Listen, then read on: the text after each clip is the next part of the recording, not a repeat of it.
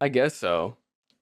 I mean, fuck Barca, but sad day for us for sure, just because of Real Madrid. But anyways, as y'all know, Bayern won today, 4-3 on average, 4-3 in the second leg, and then 6-4 on aggregate. First of all, what do y'all think, bro? Another regular day for Barca fans, bro. Hold up, no. Let me put chat over here. Then y'all could actually see yourselves and what y'all saying. Because now we're getting off track. Anyways, 4-3. We know this. I'm disappointed, but I'm not surprised, bruh. Especially the way Real Madrid been playing this whole season. We've been so damn inconsistent. And low key, the way we played against Bayern, like, should surprise us, but it doesn't. And why? Because it's the Champions League. We can play so shit in La Liga, and then for some reason in the Champions League, we just turn it up. We just turn it up. And my whole opinion on Vini, I mean, I was gonna get to him, but like, I was gonna talk about that, but like, for him, when he wants, he could be a top 4 player, bro. And then when he doesn't, he's just shit. Like he is today, like he was today, like he was the last leg. Fucking Limer ended up kicking him out of the game, ended up shutting him down. So I don't know, bro. When he wants to be, you can see he's on his day. That's what I'm saying, bro. Like when he one day he could be hella good, and then when he's not up to it, he's just shit. Like what? How does? Oh, and then remember, I remember when you and me were talking about how. But this is back in like freshman. No, this is back like, bro, sophomore year. I remember talking about like, bro, if he could just, his dribbling ability has always been good, but if he could just finish, and then he got that when Ancelotti came to the team, but then he left. And then like now it's up and down. Sometimes it's finishing, and I'm like, bro, it's disappointing. At least we got him bops though, but it's disappointing. But on to the game, right? Because now I'm losing my track. Let's go over the stats. I forgot. So for this game, Bayern had 68% possession compared to Real Madrid's 32. Expected goals, we actually had higher expected goals, which is crazy. 2.25 to 2.14. Shots on target. No, total shots, 21 to Bayern, 12 for us. 9 shots on target for Bayern, 5 for us. What's another thing? I already said expected goals. Damn, we had 25 clearances and they only have 11. So that's just how much they were down with us. But no, Ducky, I'm not. Bro, I'm streaming, bro. I'm on the stream, though. What's going on, Doug? Bro, Doug just texted me, bro, randomly. Crazy. Crazy.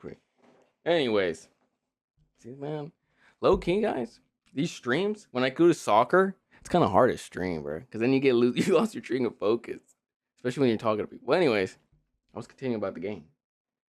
4-3, both of the frame, and then we went over the goals. Let's start with the Bayern attack. Hey, bang. Start with the Bayern attack. That front that they got is incredible, bro. Of him, these two, Harry Kane, Lucho, and Olise, bro. Oh my god. Are they the best trio right now? Probably. Most likely. And I would say Olise, and I was gonna get into that, but I think Olise is probably a top 3 player in the world right now. I don't think that's crazy to say. Some people are already saying 1. I don't think he's 1 yet, but some people are already saying that. They're already saying for giving him a candidate for Ballon d'Oro, which I mean is not out of the realm of possibilities, but we'll see. Well, maybe if he wins the Champions League, and then if he wins maybe the World Cup with France, and he's like a main protagonist, it's a real possibility, a real one. So we'll see about that. But it's just that front line is crazy. Their midfield's also pretty good, you know. Gnabry's been filling in for Musiala ever since Musiala got the injury at the Club World Cup. Our leader will come back. Who else was there? Who else was Kimmich, Valvovic. That guy's actually been like, bro, he's been starting for a while, and he's been doing pretty well. My boy Pavlovic, he's actually doing pretty well. So that's crazy. But like I said, Kimmich, and then Aubrey filling in. The defense was lacking for them today, and I like Jonathan Tall. I like actually I never liked Upamecano, but I like Jonathan Tall. And them two, it was just shaky, but they left too much space, too much man to man, in my opinion. And it feels they gave us so many chances, bro, so many chances. And I think that's gonna cost them. I'm gonna talk them later on, but then it's probably gonna cost them against PSG. Let me actually see if I could bring the goals out for y'all before we actually get into more of it. Got my soul in my corner. Yeah, bro, they're just not gonna show the goals. Oh, they're gonna show the Lucho goal.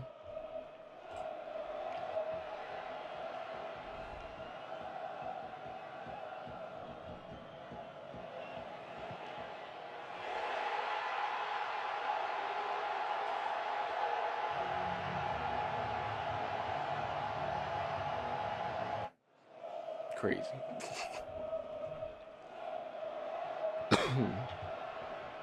I'm bad for the cough, y'all. I've been having a cough for a little while. Whoa. My type of goal, bro. You don't even like Bayern, Doug. Stop the hate, bro. You don't even like them. You're a Barca fan. Get out of here. Get out of here. You guys lost to Atleti, bro. Get out of here.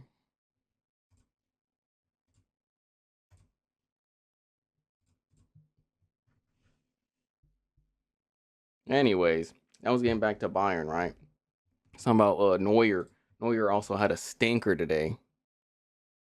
Stinker, bro. He couldn't. With the first goal, the first error that he led to Arda goal, I don't know what happened there.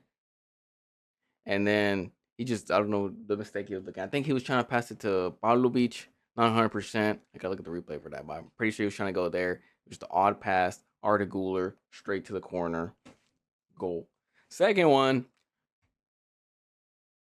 he was just in the wrong place, bro. Like, I don't know why he wasn't in the center. He was way to the right of his goal, right of for Arda Guler's goal, or Arda Guler's angle. He was just way to the right. Probably gonna do more to the center, and just leave that. The cookout in the chat is crazy. And that was for Bayern.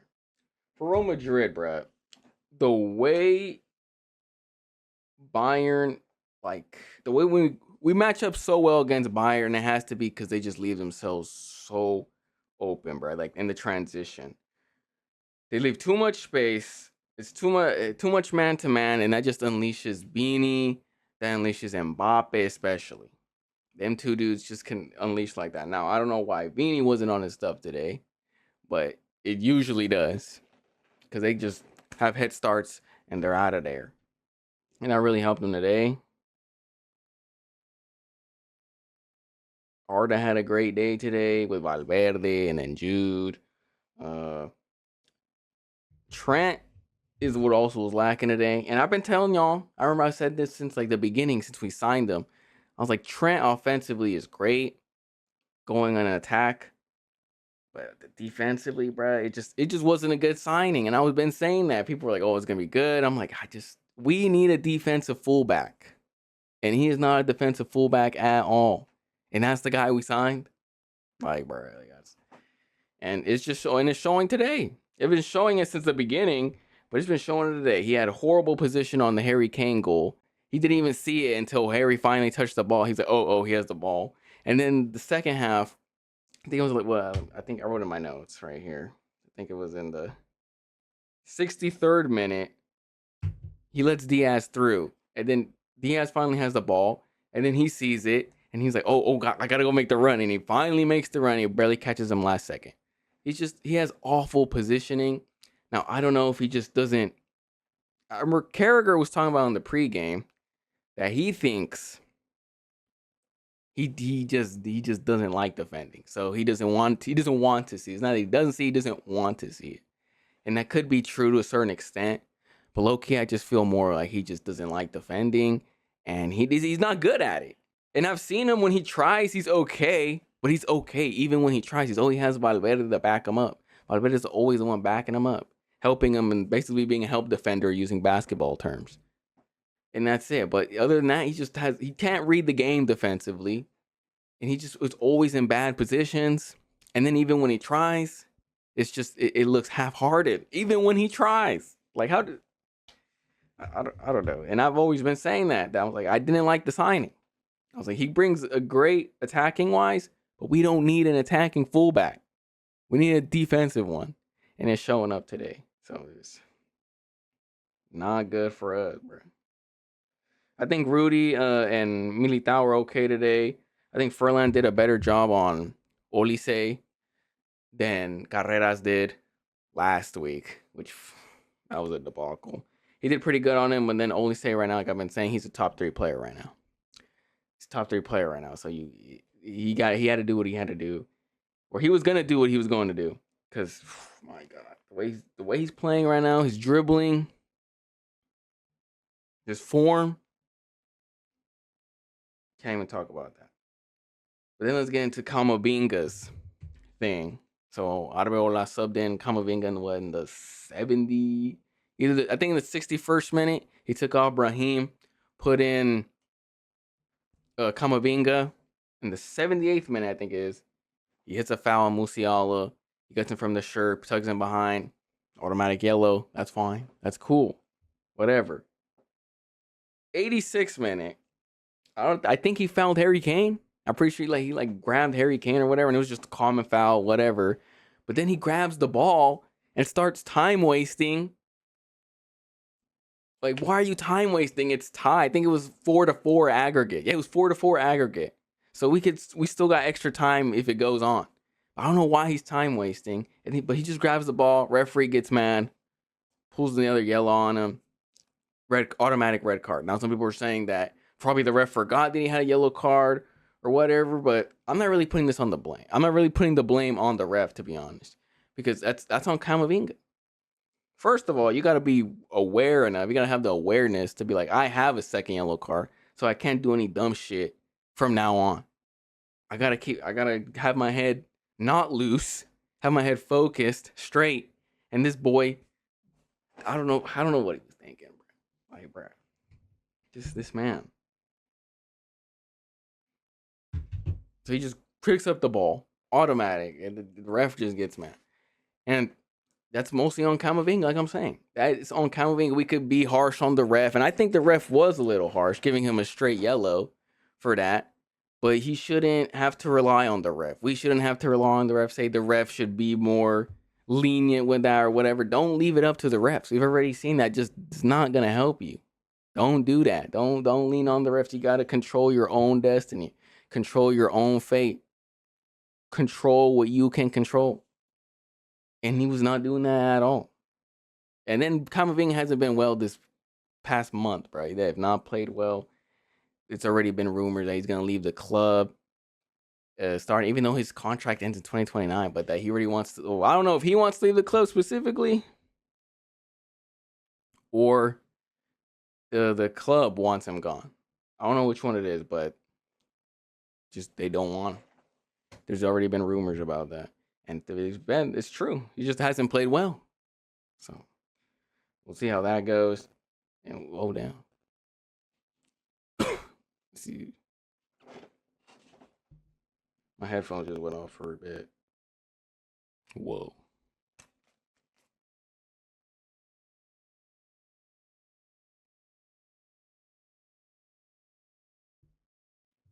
Still speaking about that. That's what cost us the game. His red card is what cost us the game. Because he got in the 86th minute, right?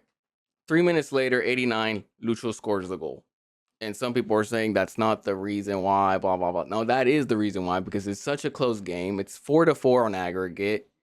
It could go either way at this point. We've been scoring. They score, we score. It was going back and forth, even though Bayern, I think we're playing the better game. and they are the better team in my opinion right now. It was just it was going back and forth, going back and forth, back and forth. So then after that red card, we're defending, right? 11-11. After that red card, now it's 10 versus 11. And then versus a team versus Bayern, you're going to get caught. And I remember TT was talking about this. Thierry Henry on the CBS Sports Golasso show, the UCL Today show.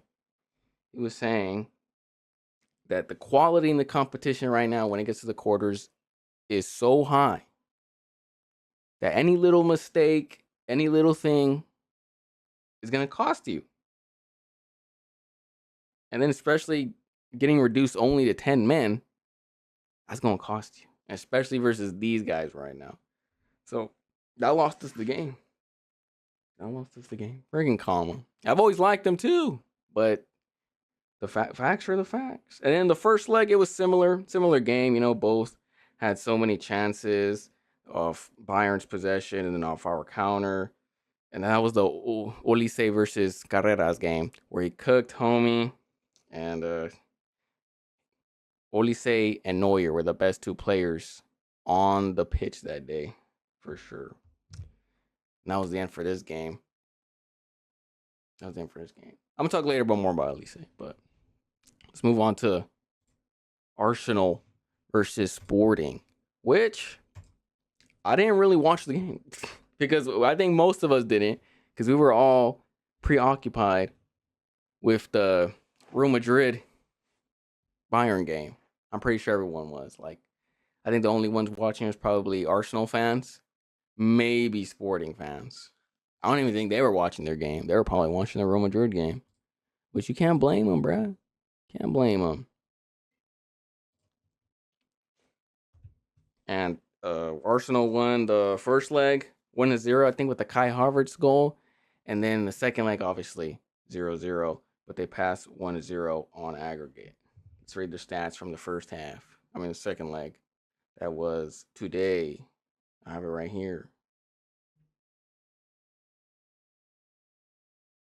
Damn, it was 50-50. That's crazy. It was 50-50% possession, but 0.64 goal expected goals for Arsenal, bruh. And then what?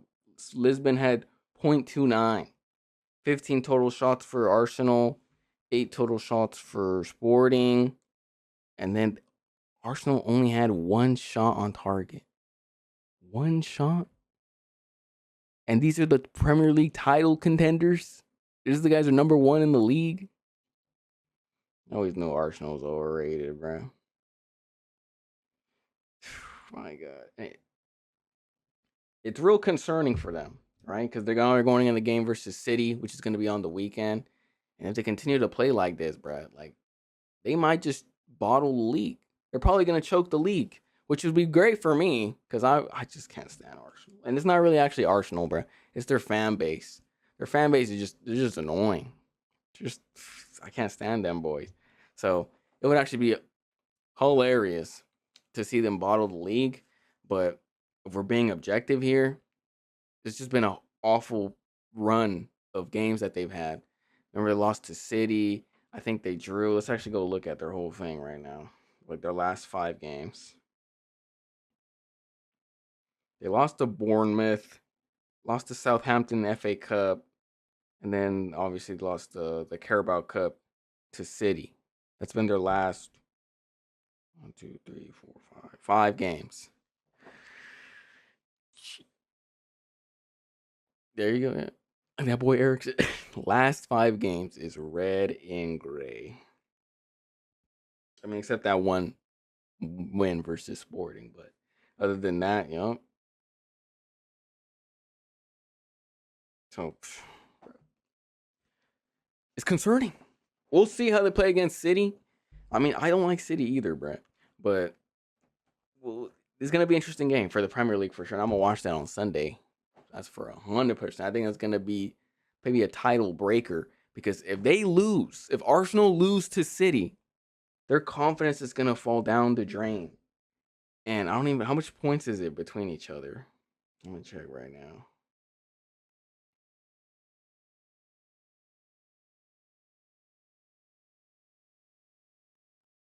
6.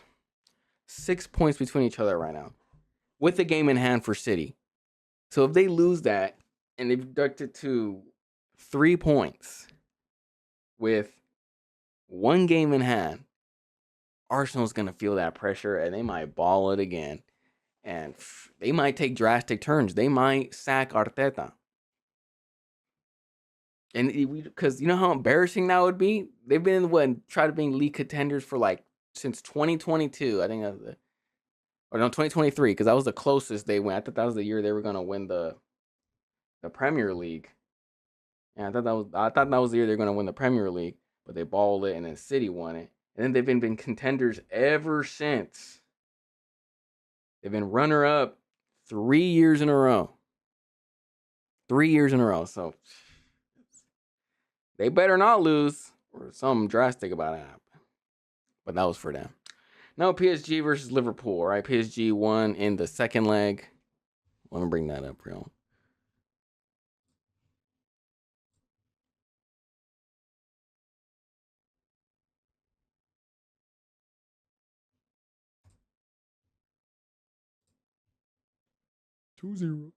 PSG won in the second leg 2-0, 4-0 on aggregate.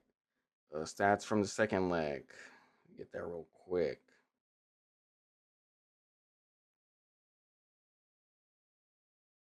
53% possession for Liverpool, 47% for PSG, 1.97 expected goals for Liverpool compared to PSG's 1.09, 21 total shots for Liverpool, 12 for PSG, while PSG had more on target, 6 to 5. Liverpool gave them a game. Who? PSG. They might. We're going to talk about that later, but for versus Bayern. But right now, Liverpool gave them a game at Anfield. You know, PSG's quality showed up. I think they were the better team. Them and Bayern are the two best teams in the world right now. So they just showed up second half with the Dembele goals. I feel bad for Ugo Etike. He got injured that game, and I think he's out for the season and the World Cup. So that sucks for him. First leg, PSG could have killed them, and I think they should have killed Liverpool. They had like a spontaneous amount of chances. They could have had like 7-6 goals, especially with that Liverpool back line. They tried a new formation. Arne Slot tried the a new formation with the 5 at the back. Virgil just looked very uncomfortable. He had no idea what was going on. And Konate always has an error each game. So no idea what was going on there. They just looked so discombobulated. It was bad for them. And then that's basically how they looked the whole season. I don't know why, low key. They just won the title last year, and to fall from this while they made like new signings. Remember they had the Florian Wirtz signing and the Ekitike signing, the Alexander Isak signing, and they just gone worse. Which I don't know how that works, but they've gone worse, and that's weird. And they're probably gonna sack Slot. I think maybe they'll give him another year, just because he won the league last year, so you can't really just sack him the next year. But they're thinking about it. They're thinking about it 100. So we'll see what the Scousers do later on. But the other game that was pretty entertaining, the other tie that was pretty entertaining these past quarterfinals, the Atleti versus Barca. As Atleti lost in the second leg 2-1, and they won 3-2 on aggregate. So the stats for y'all for the second leg. Damn, bro. Barca had 71% compared to Atleti's 29, which is not surprising at all. Expected goals 2.22 to 1.77. They both had 15 total shots, which is crazy. And then Barca had more shots on target, 8-5. The goals, obviously, from the second leg, I think if I can recall, first by Lamine in the first 4 minutes, I believe. I think he got the pressure from Lenglet. He pressed him. He got the ball. Boom, they score. Remontada was on, and then Ferran Torres scored later on. And then Lukman had the final goal. Just remember, I got to take that off. Put the Barca one. And there he is. second leg, Barca, like I'm saying, they came out looking for a remontada. They did score. Bro, Lamine Yamal, and I hate to say it, because I'm a Real Madrid fan, obviously, and I hate Barca, and I hate the fact that this kid came from La Masia. But Lamine Yamal, bro, is a pleasure to watch the guy, bro. I ain't even going cap, bro. He's sensational, bro. Like, take off the bias. Let me be objective. The kid's crazy. He's crazy. The pass in the second leg that he gave to Fermin when Fermin busted his nose with the Atleti's goalkeeper. Well, actually, his name escapes me at the moment. Musso. He busted his lip. That cross that he gave him with the outside of his left foot, I was like, Jesus. And the way this man could just dribble the ball, Atleti had to put 3 players on him to at least try to stop him. He was the most fouled player in the first leg. Like, I hate to say it, bro, but the kid, he's crazy. The way he can dribble the ball, the way he can drive the ball, he looks so smooth. It look like that's the best way I could describe his game. Like, it's just so smooth. It looks effortless, bro. Like, I don't want to compare him to Messi, but like the dribbling styles, is what I mean. Like, it's both left, right, right. Like, it's not step overs, tricks. But like, I don't know why looking at Messi, it looks like faster and more rapid. And then for Lamine, it just looks smooth and in control and then like just I'm hovering over these dudes is what it looks like to me. And it's great to watch. I mean, I hated that he plays for Barca. Like, I wish he played for somebody else, low key. Like, why'd it have to be Barca? Why'd it have to be from La Masia? But the kid's crazy. And he's only, what, 18? 18. 2007?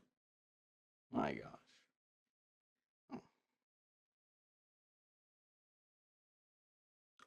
Insane. But anyways, the only guy who helped him was Fernan Torres, to be honest. He's the one that got the goal. And then, but everyone else was pretty average, bro. Even Pedri was average. Never like Gavi, but even Pedri was average. The defense, Garcia got a red card. The high line, again, bro. The high line just always bringing him down. As much as they don't want to admit it, it always brings them down, bro. Like, they just, I don't know. Flick has to make some adjustments. I think he's got to make it.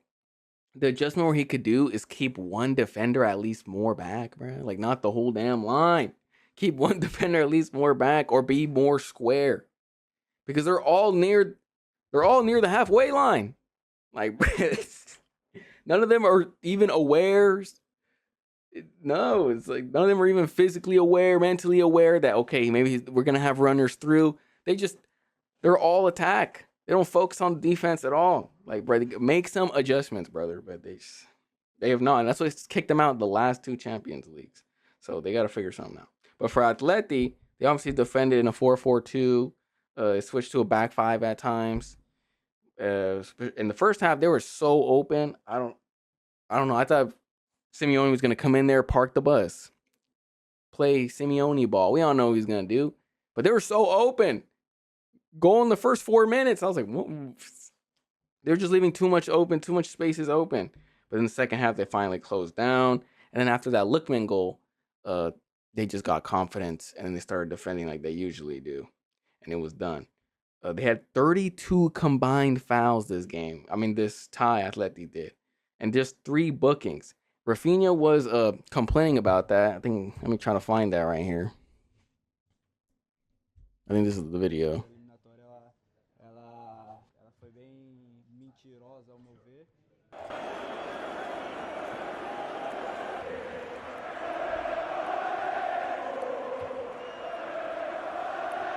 Acho que essa eliminatória ela foi bem mentirosa ao meu ver.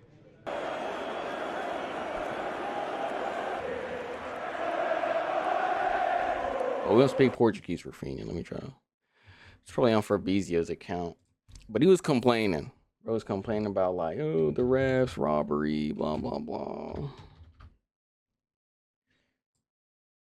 That is not Fabrizio, my guy. Fabrizio, where you at?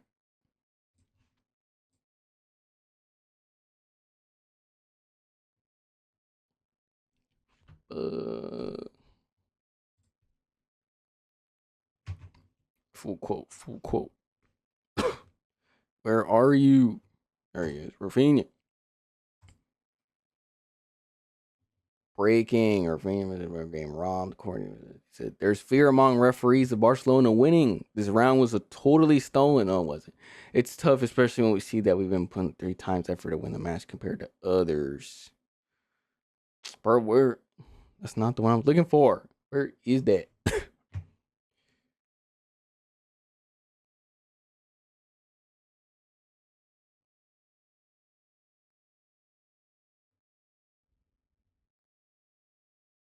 Bro was saying something about what I was talking about. About the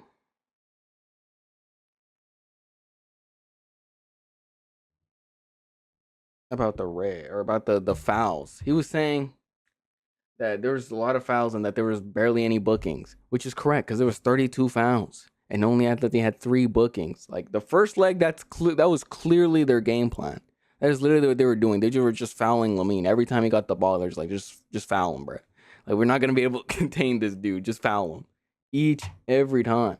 Where is he, bro? I'm trying to find that quote.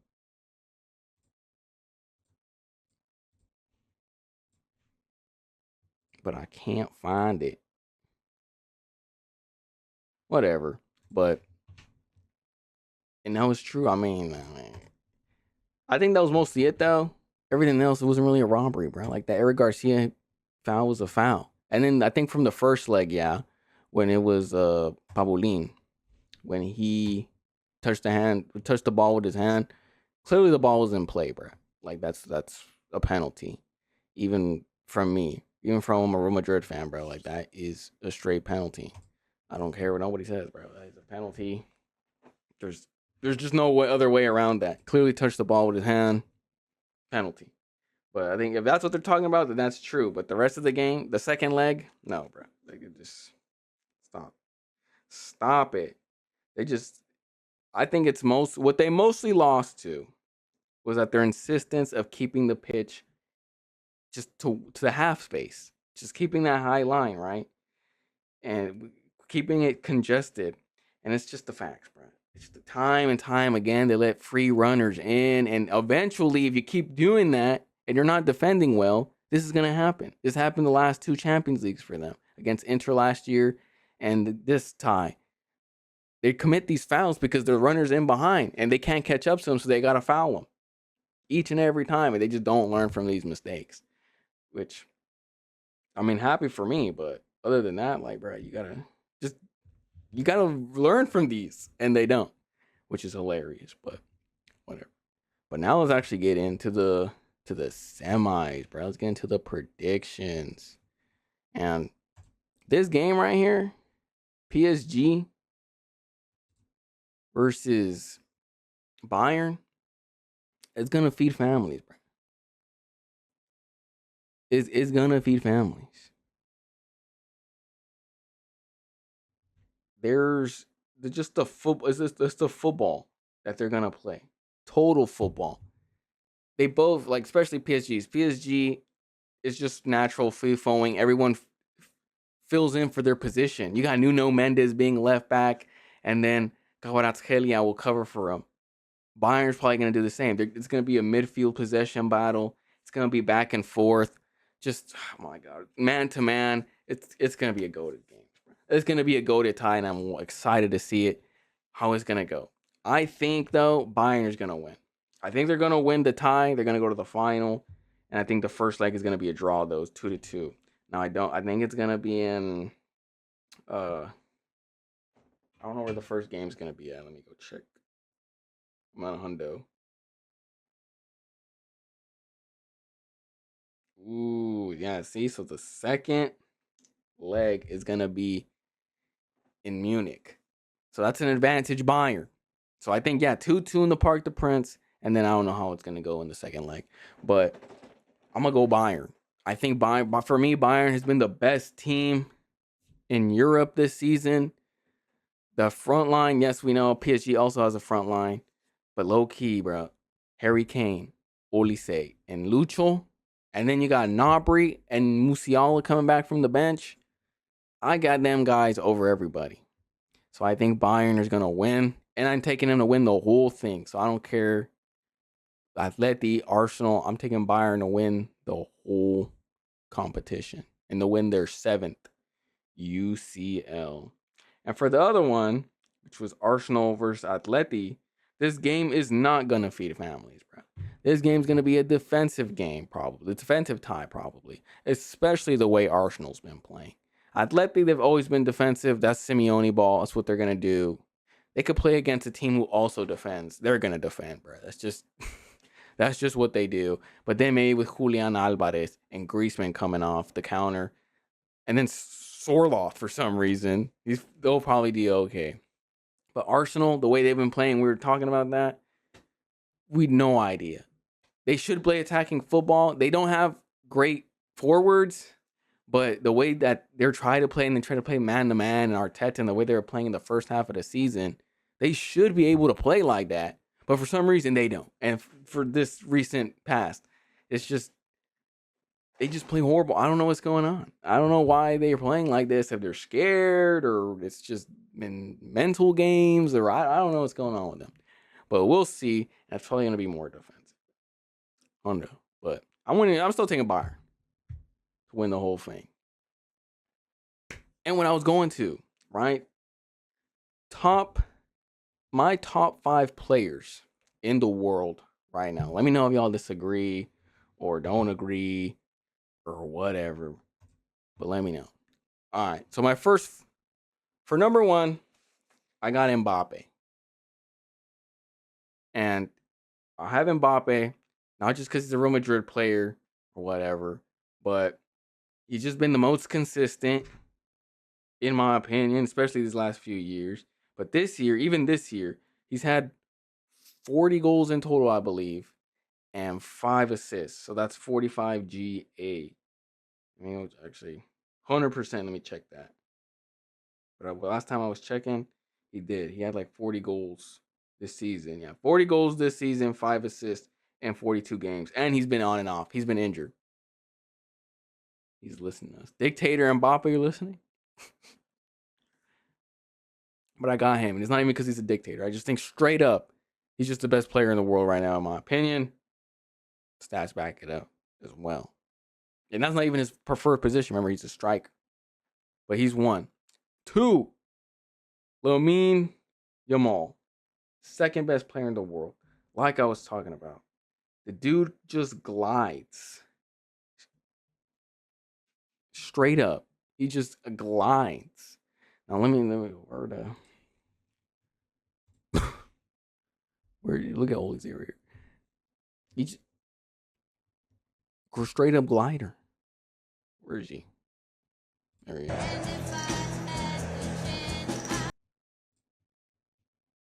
Peak Mbappe is heavy, yes sir. Lamine, I think what is he right now? His stats. In 44 games, he has 23 goals, 15 assists. I think that's 40 GA, I believe.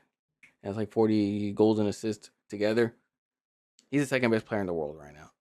The way, like I was saying earlier, the way he can drive the ball, dribble the ball, he's just it looks so effortless. Bro is gliding. The way he can pass the ball, the way he can slip by defenders. At 18, he's the second best player in the world, in my opinion. Some Barca fans will tell you number 1, but I'm not doing that. I cannot put him at number 1. By number 2, we have this man. This man who doesn't smile while winning man of the match. From PSG. Michael Olise, bruh. Third best player in the world right now.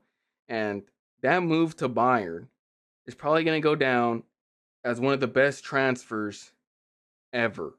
I think Bayern, let me actually go check right now. I think Bayern got him at like 40 million euros. Let me actually remember. Bayern. Where we see Michael Uise transfer.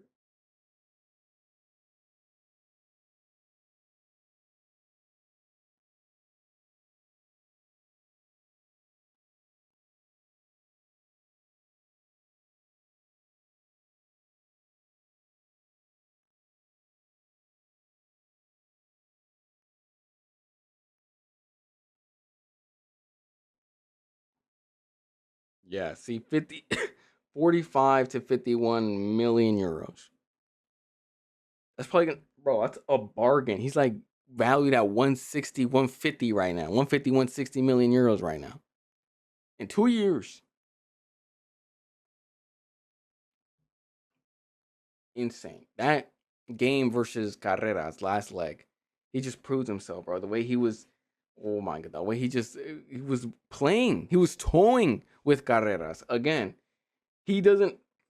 His dribbling style is different, where he's also a little bit like it seems slower, and he has that cut in like Robin used to have, where you just cut into the left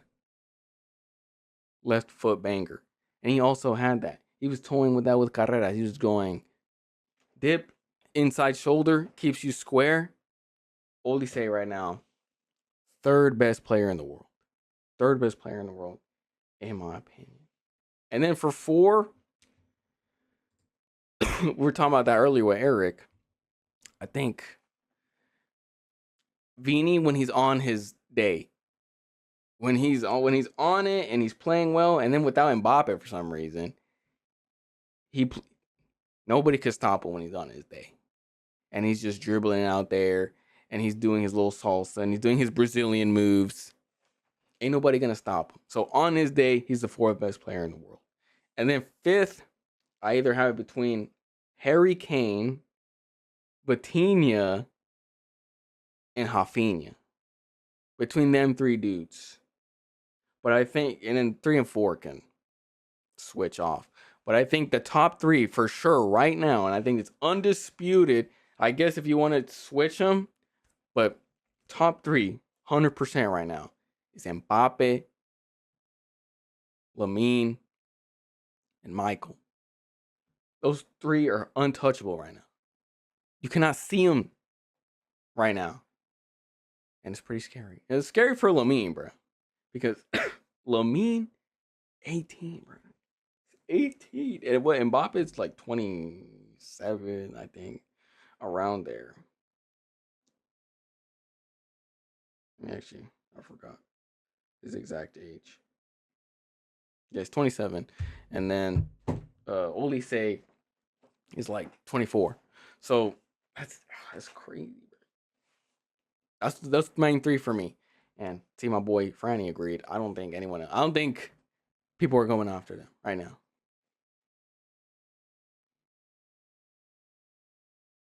Probably, bro.